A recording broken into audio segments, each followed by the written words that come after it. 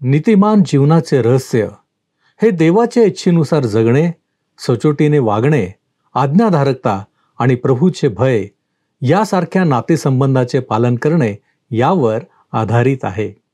काय आमच्या जीवनाचे देखील हेच सूत्र आहे?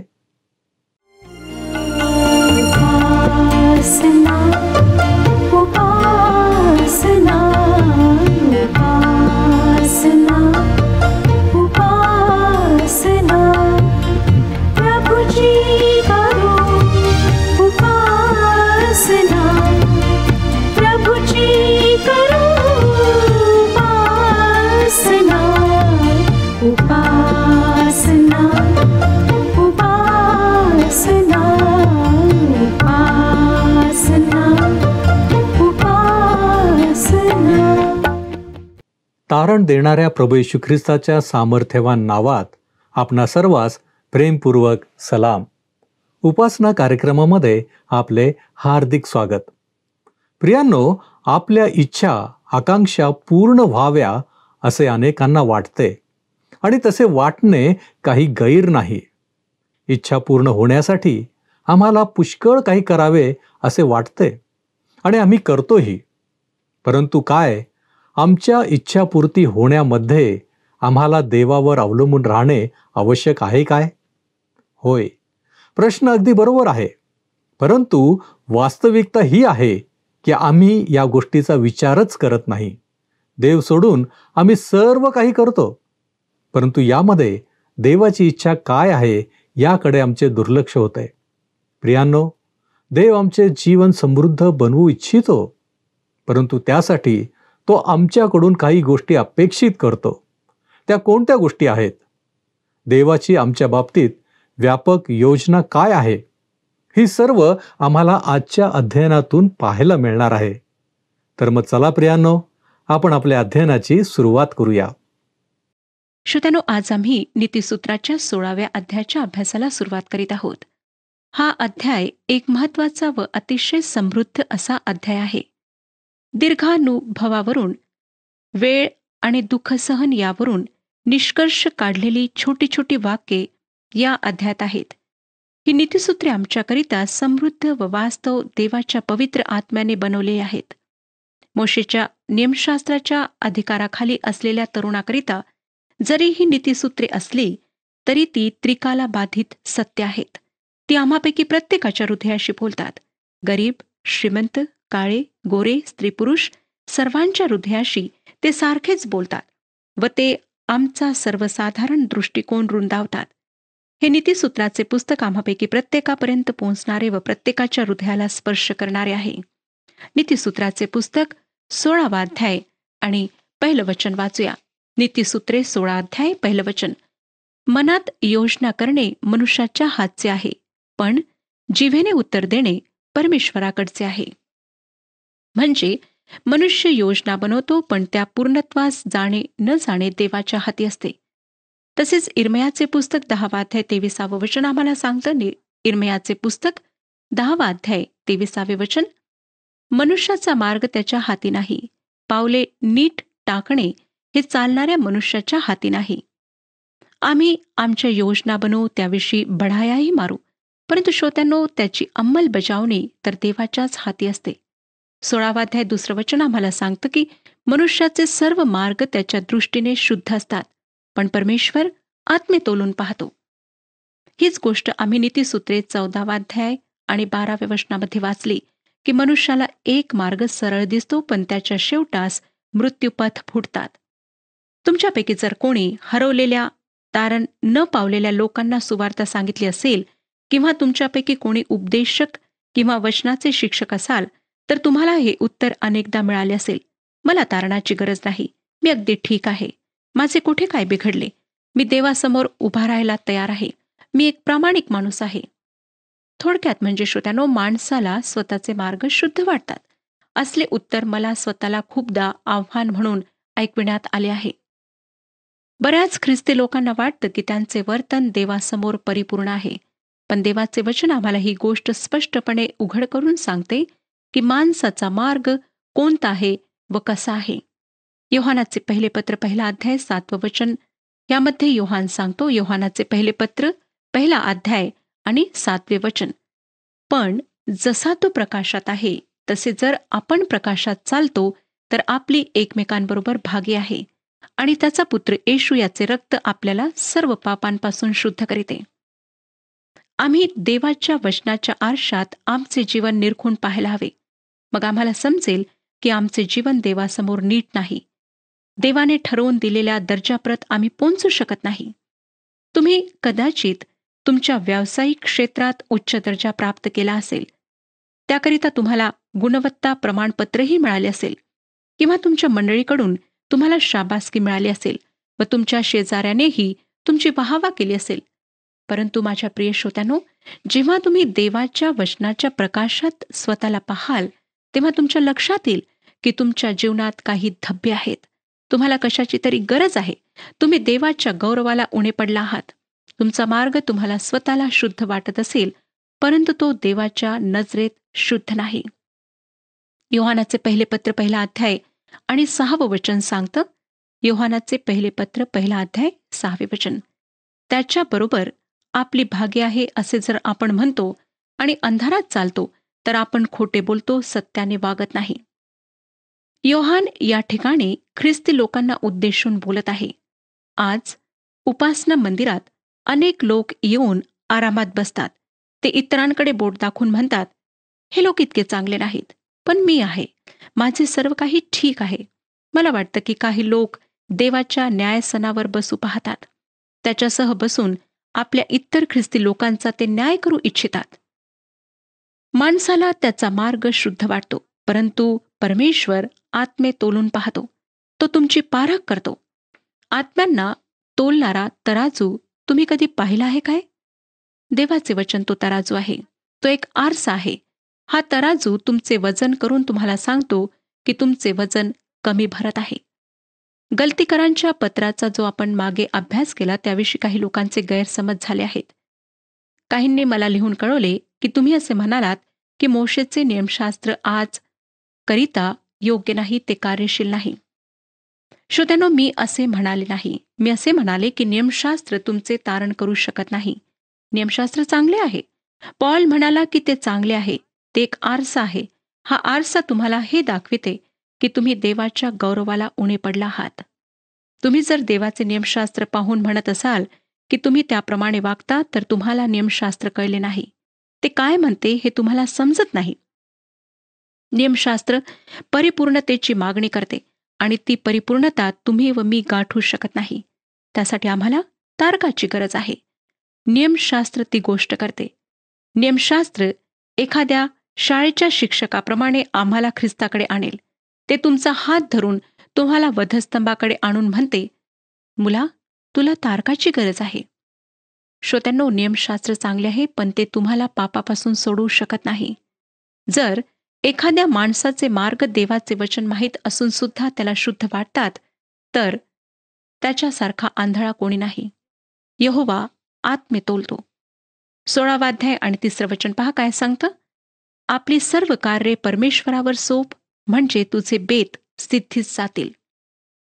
देवाच्या हाती सर्व कार्य सोपवली तर तो त्यांची जबाबदारी घेतो. या वाक्याचा अर्थ दे रे हरी पलंगावरी असा नाही श्रोत्यानो, तर जी काही कामे करायची आहेत त्यांच्या यशाची जबाबदारी देवाच्या हाती सोपविणे असा त्याचा अर्थ आहे. म्हणजे एखादी गोष्ट देवाच्या इच्छेनुसार करणे, त्याची इच्छा शोधून करणे, आपले बेत त्याच्या हाती सोपविणे असा त्याचा अर्थ आहे. व जेव्हा आम्ही ही गोष्ट करतो तेव्हा तो आमची कार्य सिद्धीस नेतो. कित्येकदा काही गोष्टींच्या बाबतीत मी काळजी करते आणि आपल्या काळजीने काहीच चांगले होणार नाही असे वाटून मी त्या गोष्टी देवाच्या हाती सोपवते. तो त्या बाबतीत काळजी घेतो. तो म्हणतो, शांत व्हा व जाणा की मीच देव आहे. हा अनुभव स्तोत्रकर्त्याचाही आहे. तो तुमचा अनुभव आहे काय? देव तुमचे कार्य स्वतःच्या सामर्थ्याने पार पाडतो. हा अद्भुत अनुभव देवाच्या प्रत्येक लेकराजवळ असतो. तुम्हाला उद्याची, पुढच्या आठवड्याची, पुढच्या वर्षाची किंवा भविष्याची चिंता वाटत आहे काय? सर्व कसे पार पडेल अशी तुमची काळजी आहे काय? मग ही काळजी तुम्ही त्याच्या हातात का सोपवत नाही? नीतिसूत्राचा लेखक 16वा अध्याय आणि 4थ्या वचनात लिहितो, परमेश्वराने सर्व काही विशेष उद्देशाने निर्माण केले आहे. दुर्जन देखील अरिष्टाच्या दिवसासाठी केलेला आहे. या ठिकाणी एक भारी औषध सांगण्यात आले आहे. ते म्हणजे यहोवाने सर्व गोष्टी स्वतःसाठी निर्माण केल्या आहेत. समुद्र खारट का आहे व त्याला भरती का येते याचे तुम्हाला कधी नवल वाटले आहे काय? तुम्ही म्हणाल की निसर्गाच्या काही विशिष्ट नियमांमुळे तसे होते. पण ते नियम कोणी बनवले? समुद्र खारट का आहे? कारण तसे असावे ही त्याची इच्छा आहे. प्रभू येशू निर्माता आहे व तसे असावे ही त्याची इच्छा आहे. कोणी असे म्हणेल की भूमीत क्षार आहे जे महासमुद्राच्या पाण्यातून गाळल्या जातात. पण मग प्रश्न हा आहे की भूमीमध्ये क्षार कोणी मिसळलेत? मानवी उत्क्रांतीविषयी तुमचे काय विचार आहेत व त्याची सुरुवात कोठे होते असे तुम्ही समजता हे मला माहीत नाही. परंतु त्याची सुरुवात कोठेतरी झालीच असणार आणि ही सुरुवात नक्कीच देवाने केली. एवढेच नाही तर त्याने सर्व काही स्वतःसाठी निर्माण केले. माणसाचे मुख्य ध्येय हे आहे की त्याने देवाचे गौरव करावे व त्याच्या सहवासाचा आनंद कायम लुटावा. तुम्ही कोण आहात, कोठे आहात याविषयी मला काही देणे घेणे नाही. पण मला एक गोष्ट माहीत आहे की तुमची निर्मिती देवाच्या गौरवासाठी त्याने स्वतः केली आहे. होय श्रोत्यानो, सर्व काही देवाच्या गौरवाकरिता निर्माण करण्यात आले आहे. ही गोष्ट पचवणे जरा कठीण आहे. तुम्ही म्हणाल की मला ही गोष्ट आवडत नाही. पण तुमच्या आवडीनावडीने काही फरक पडत नाही. कोणाला एखादी गोष्ट आवडते की नाही हे देवाने विचारल्याचे मला आठवत नाही. त्याने मला सुद्धा ते कधी विचारले नाही. प्रामाणिकपणे सांगायचे तर मला काही गोष्टी समजत नाहीत आणि मला वाटतं की मी देवाला चांगल्या सूचना दिल्या असत्या. पण परमेश्वर म्हणतो, मुली, हे विश्व मी तुझ्याकरिता निर्माण केले नाही.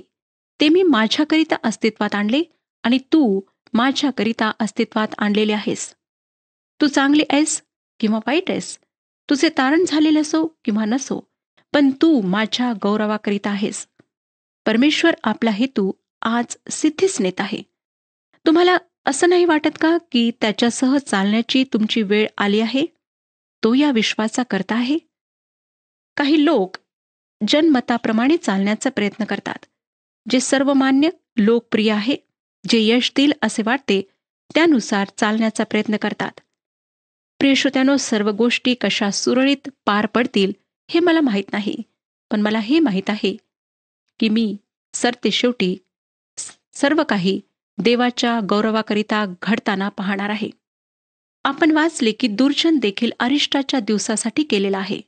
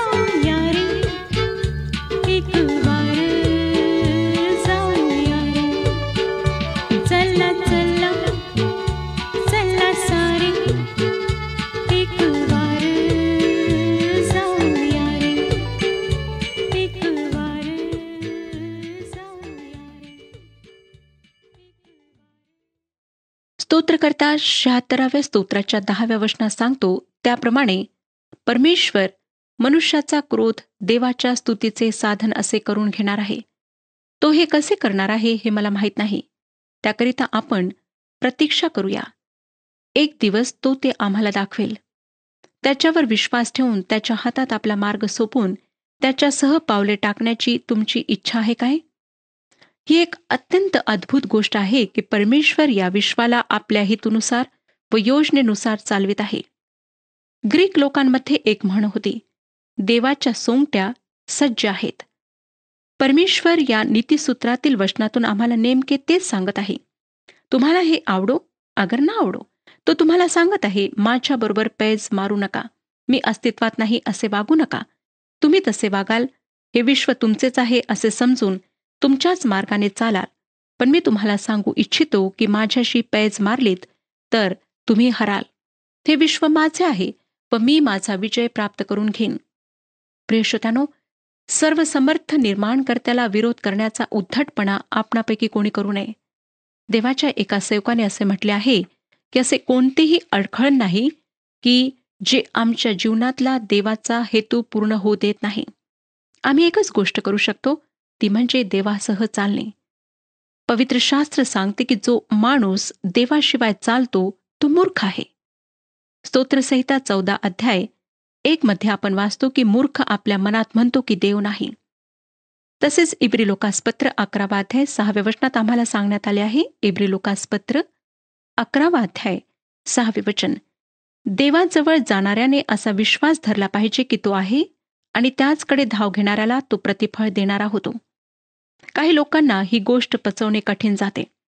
आता 16 अध्याय 7 वचन पहा काय सांगतं.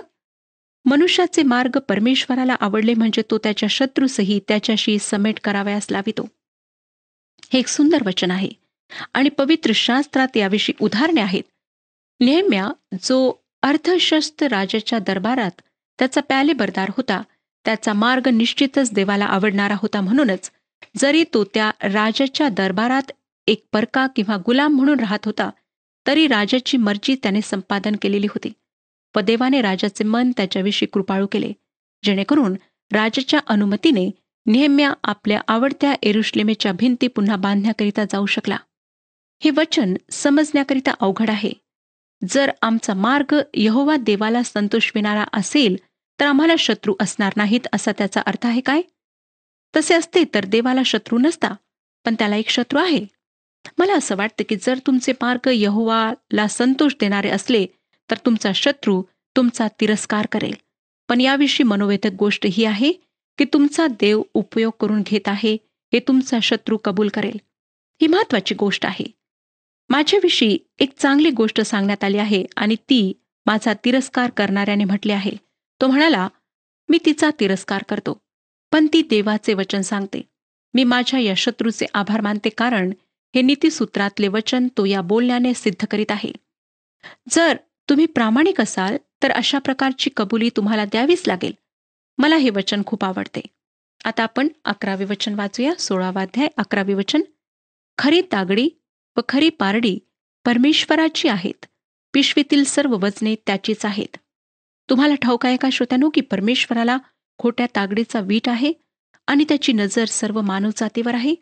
कोण दुधात पाणी मिसळते, कोण वचनाचा काटा मारते हे त्याला सर्व समजते. तो न्यायी परमेश्वर आहे आणि अन्यायाचा निवाडा करणार आहे. आम्ही आमच्या कामाधंद्यात केलेली सर्व लबाडी त्याच्यासमोर उघडी आहे. त्याविषयी आम्हाला एक दिवस त्याच्यासमोर जाब द्यावा लागेल. 18 वचन, गर्व झाला की नाश ठेवलेला, मनाचा ताठा अधपाताचे मूळ होय. श्रोत्यांनो, ही गोष्ट आम्ही नेहमीच लक्षात ठेवायला हवी. आपण 16व्या अध्यायाचे 19 वचन वाचूया. गर्विष्ठांबरोबर राहून लूट वाटून घेण्यापेक्षा दिनांबरोबर नम्रचित्त असणे बरे.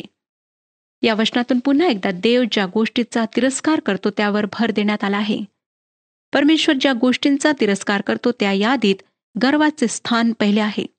याच गोष्टीमुळे आद्य दूत, ज्याला आज आपण सैतान या नावाने ओळखतो, त्याचे पतन झाले.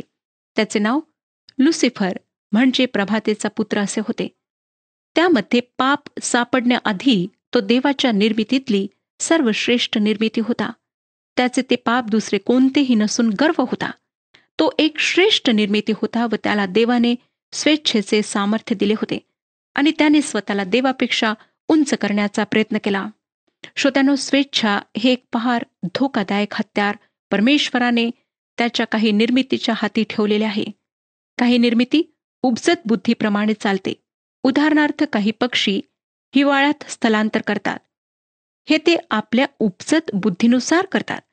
परंतु परमेश्वराने मानवाला स्वेच्छता दिली आहे. म्हणजे परमेश्वराने मानवाच्या हातात निर्णयाचे स्वातंत्र्य दिले आहे. परंतु कधीकधी या स्वेच्छेमुळे देवाविरुद्ध बंड व गर्व निर्माण होण्याची शक्यता असते. गर्वाच्या संदर्भात आम्हाला पवित्र शास्त्रात अनेक उदाहरणे सापडतात. एस्तेरच्या पुस्तकातील हामान, दाविदाचा मुलगा अबशालोम, गोल्याथ ही सर्वजण गर्वाची उदाहरणे आहेत. अहाब राजाही गर्विष्ठ होता.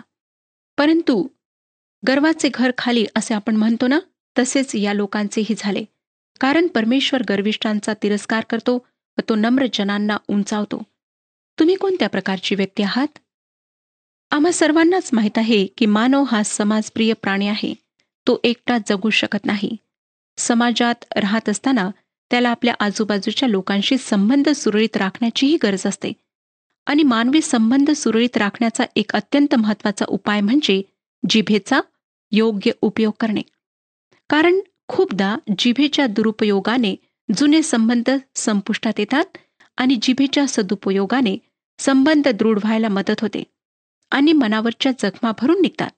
ही गोष्ट नीतिसूत्राच्या लेखकाने सुंदर रीतीने स्पष्ट केली आहे. तो 24व्या वचनात काय म्हणतो पहा, ममतेची वचने मधाच्या पोळ्यासारखी मनाला गोड व हाडास आरोग्य देणारी आहेत. दुःखी मनाकरिता सांत्वन जसे मधुर भासते तसेच प्रेमळ शब्दांचे हे आहे. मला वाटतं श्रोत्यानो, आजच्या कुटुंबांमध्ये अशांती, असमाधान आहे, कारण कुटुंबातल्या सभासदांजवळ एकमेकांकरिता ममतेची वचने नाहीत. प्रत्येकजण स्वतःच्याच जगात गुरफटलेला आहे. आम्हाला ह्या गोष्टीचे महत्त्व आमच्या जीवनात समजून घ्यायचे आहे. स्तोत्रसंहिता 119 अध्याय आणि 103 वचनामध्ये स्तोत्रकर्ता म्हणतो, तुझी वचने माझ्या रुचीला किती गोड आहेत, माझ्या तोंडाला ती मधापेक्षा गोड आहेत. होय श्रोत्यांनो, पवित्र शास्त्र हे देवाने तुम्हाला व मला लिहिलेले प्रेमपत्र आहे. त्यात आमच्या हाडास आरोग्य देणारी मधुर वचने आहेत. स्तोत्रकर्त्याने हा अनुभव घेतला होता, म्हणूनच तो अशा प्रकारचे वचन लिहू शकला. येशूविषयीची वार्ता एक मधुर वार्ता आहे, म्हणूनच ती सुवार्ता आहे. 25वे वचन सांगते, मनुष्याला एक मार्ग सरळ दिसतो, पण त्याच्या शेवटास मृत्यूपथ फुटतात. हे वचन आम्ही नीतिसूत्रे 14वा अध्याय आणि 12व्या वचनामध्ये वाचले होते. हे आपणाला आठवतच असेल. हे वचन येथे पुन्हा सांगण्यात आले आहे, कारण ते महत्त्वाचे आहे आणि ते आम्ही विसरावे अशी देवाची इच्छा नाही.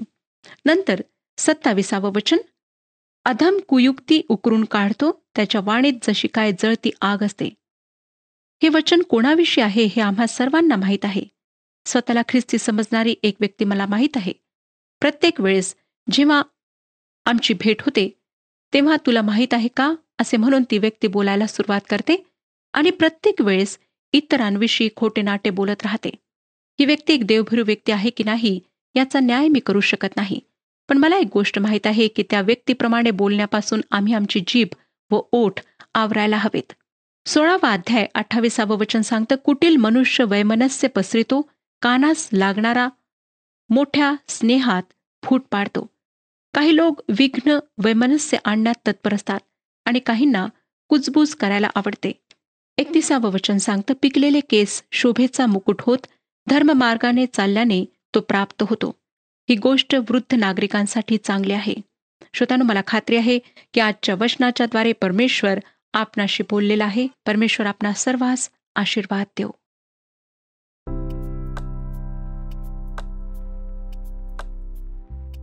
मागील कार्यक्रमातील प्रश्नाचे उत्तर आहे बी. डोळा शरीराचा दिवा आहे, म्हणून आमचा डोळा सदैव निर्दोष असला पाहिजे.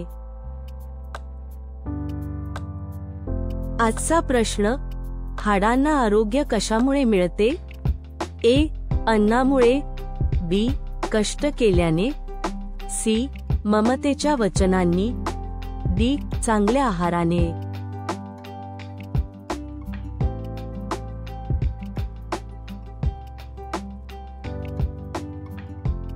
प्रियांनो, या प्रश्नाचे उत्तर उद्या सकाळी 6 वाजण्याच्या आधी पर्याय A, B, C किंवा D लिहून आपले नाव, पत्ता आणि ठिकाण यासोबत मोबाईल नंबर 7021474742 वर SMS किंवा व्हॉट्सॲप करा.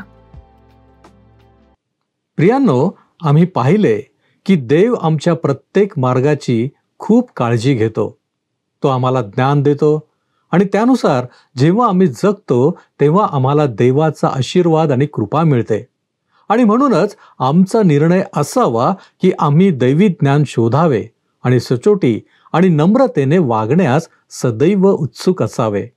आम्ही हे देखील पाहिले की नीतिसूत्रे अध्याय 16 केवळ खोलवर आत्मिक दृष्टी देत नाही, तर दैनंदिन जीवनासाठी व्यावहारिक सल्ला देखील देतो.